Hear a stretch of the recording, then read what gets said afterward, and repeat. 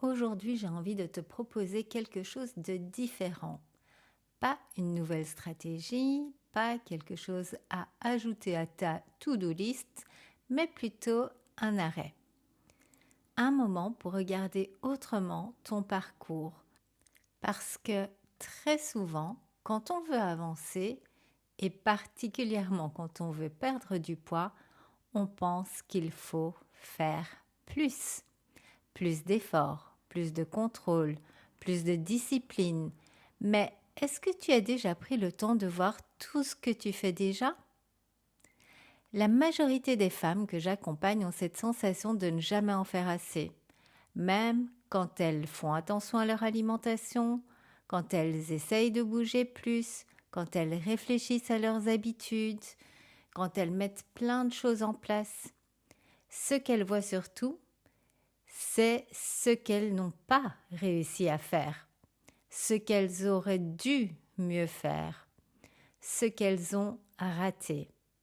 Et ça, c'est un biais très fort de notre cerveau, parce que ton cerveau est programmé pour détecter les problèmes, pas pour célébrer ce qui fonctionne. Mais le problème, c'est que si tu ne reconnais jamais ce que tu fais déjà, tu construis une identité de quelqu'un qui échoue. Et ça, c'est fondamental de le comprendre. Tu ne peux pas construire une transformation durable sur une perception constante d'échec, parce que ce que tu crois sur toi va influencer tes comportements. Si tu penses que tu n'y arrives pas, tu vas agir comme quelqu'un qui n'y arrive pas. Et cette dynamique, elle ne s'applique pas seulement à tes actions, elle s'applique aussi à ton corps. Beaucoup de femmes vivent dans une forme de rejet de leur corps, comme si leur corps était le problème, comme s'il fallait le corriger, le changer, le contrôler avant de pouvoir enfin l'accepter. Mais laisse-moi te proposer un autre regard. Et si ton corps n'était pas contre toi, mais avec toi? Ton corps aujourd'hui, il te porte, il te permet de marcher, de bouger, de vivre ta journée. Ton cœur bat en permanence sans que tu aies besoin d'y penser. Ton corps digère, s'adapte, récupère. Même dans les périodes où tu doutes, où tu es fatigué, lui, il continue. Et pourtant, souvent, tu ne vois que ce que tu n'aimes pas de ton corps. Et attention, aimer ton corps ne veut pas dire j'aime tout de suite. Je sais très bien quand on souhaite perdre du poids que ce n'est pas aussi simple que cela. Mais ça pourrait être de reconnaître qu'il est déjà là pour toi et de sortir de cette relation de conflit permanent. Parce que tant que tu es en guerre contre ton corps, tu crées du stress. Et ce stress, il impacte directement tes comportements alimentaires.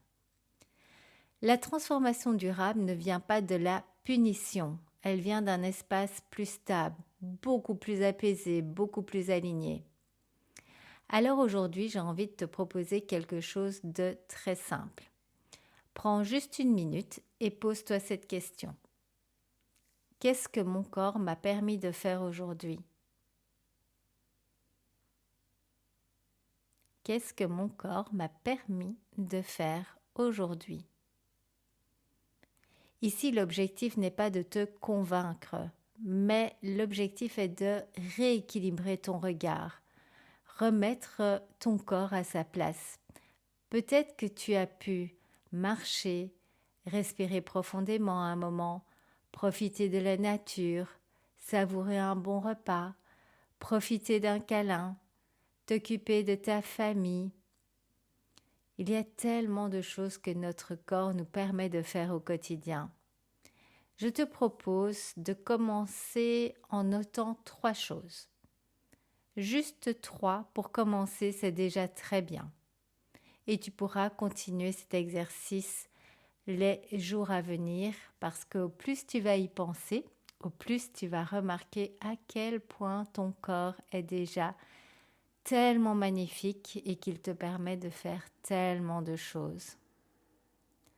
En conclusion, souvent on pense que le changement commence quand on en fait plus, mais en réalité il commence quand on voit les choses différemment.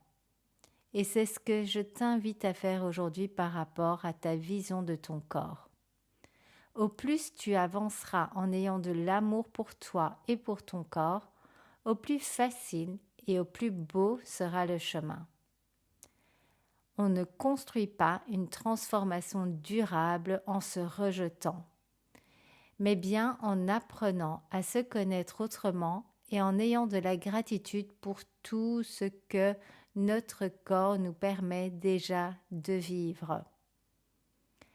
Si tu veux vraiment ancrer ce nouveau regard dans ton quotidien, je vais partager dès lundi dans ma communauté des petits exercices simples et concrets pour t'y aider. Tu peux nous y rejoindre dès maintenant, je te mets le lien en description. Merci de m'avoir rejoint dans cet épisode.